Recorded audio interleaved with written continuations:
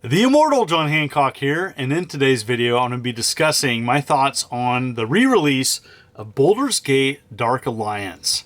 I have had this in my collection nearly 20 years, and I picked it up for the original Xbox. I liked it. You know, back 20 years ago, there were fewer options for action RPGs on consoles. Fast forward 20 years and Interplay dropped this out of nowhere for the PlayStation 4 and the Xbox One. I think is going to be still coming out for the Switch. Who knows? That got delayed. And it's also coming out for PCs. So in today's video, I'm going to show you some gameplay running on an Xbox Series X and give you my thoughts about this. Is it worth it, or is this just a cheap re-release that is not worth your money? Let's take a look. So here we go, Dark Alliance. You got a couple different options to begin the game, and you can turn off, showing damage, the actual numbers. Easy, normal, hard. One of three characters. You have your magic user, your fighter, and your archer. And so I like to play the dwarven fighter. Just got done watching again the Hobbit trilogy, so I kind of was in the mood to play a dwarf. Since this was originally set up for console play, the gameplay is good. You go around finding various loot, including your standard life and magic potions, armor. So, the draw to this game is the loot that you find in the levels. And so it starts off pretty easy. Really, a strategy I do is collect everything. Go back to the starting point to sell at the store and use that gold to upgrade. And so this is the starting point of the game.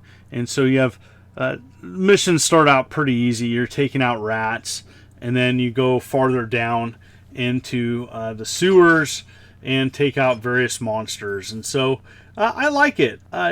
It's a little dated, though. I'm going to be honest here. Going back and revisiting this, it looks okay, but there's so many other options.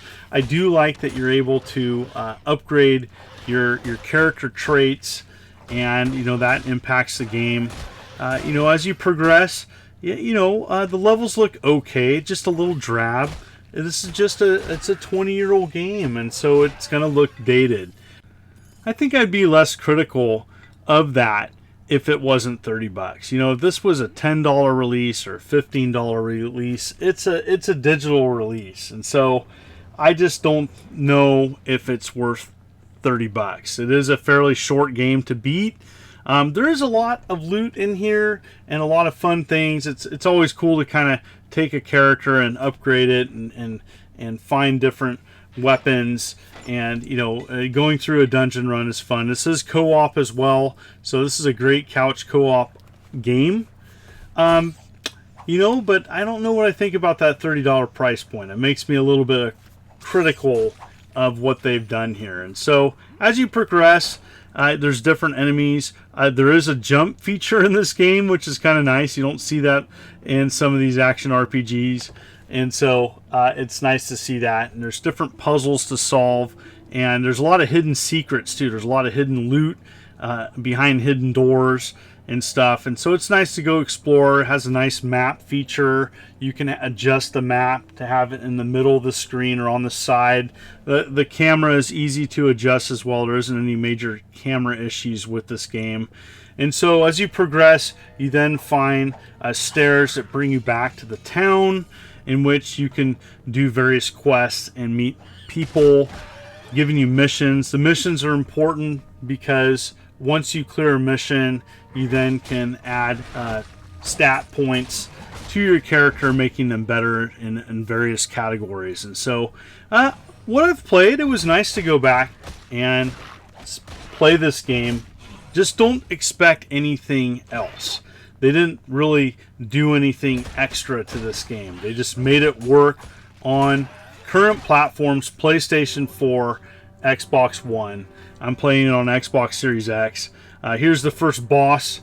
And there's various strategies. You can equip long-range attack to your characters with a press of a button. You can switch. I probably should have done that here, but I didn't. But, you know, you can run away, you know, and healing is pretty easy. Just a press of a shoulder button and you're going to heal yourself. And so I was able to take out the first boss with ease. And, you know, you collect various things as you progress in the game. You know, sell anything that you're not going to use. Use that gold to upgrade for the weapons and armor that you want. Really important to do that in this game. You will get killed pretty easily if you don't do that. And so you meet various characters along the way. They help you. And so, you know, it's kind of your standard run-of-the-mill story with kind of a very familiar looking dungeon maps and stuff, you know, and I enjoyed playing this back in the day. Going back and revisiting it, I don't know. I wasn't necessarily disappointed. I knew that it was kind of a straight up port. I just don't know. I think now I kind of want to play games that really emphasize and take advantage of the Xbox Series X. For purists out there, if you want to just go back and play a classic, this is good. I just don't know if it's as good now. And so for some people out there, they may just say, oh my gosh, this is my favorite game. Hey, you're going to enjoy it then. Enjoy it. Pay the $30. For others, you know, waiting for that Switch port, I don't know why there's delay. There just is. And so hopefully that Switch port is going to be coming. And, you know, I wasn't necessarily disliking going back and playing this. I just don't know if I'm going to finish it. I don't know if I'm going to spend a lot more time. It makes me kind of more hungry for Baldur's Gate 3. This is a game I did beat back in the day, beat 1 and 2. I don't know. It's cool that they released it. It's not as cool that it's $30 and there isn't many enhancements. So that's really my thoughts about this. I definitely want to hear your thoughts. I want you to comment below what you think of this and were you expecting more? You know, for me, I don't know. I think when I see a re-release, it either has to be an inexpensive digital option, or there has to be some enhancements, or, you know, maybe having both bundled together for $40. I don't know. The $30 price point is just okay for me. It's not a total deal breaker. Obviously, I went and bought it, and wanted to check it out. I was curious. And I think it might be more appealing if you have a buddy you can do a dungeon run with. This is definitely one of the advantages of this game is it's co-op, and so this might be a cool game to play with a family member or a spouse or even a teen. If you got somebody in your family that you want to play this with, this might be a cool co-op experience. And so check it out. I don't know. You know, after playing this, you know, it's a fairly short game. It's about 12 to 16 hours to beat the main campaign. And I don't know, there's so many other options out there on current consoles. I don't know if this is a game worth the $30. You know, Baldur's Gate 3 that's coming out, I think this year, is going to be $40.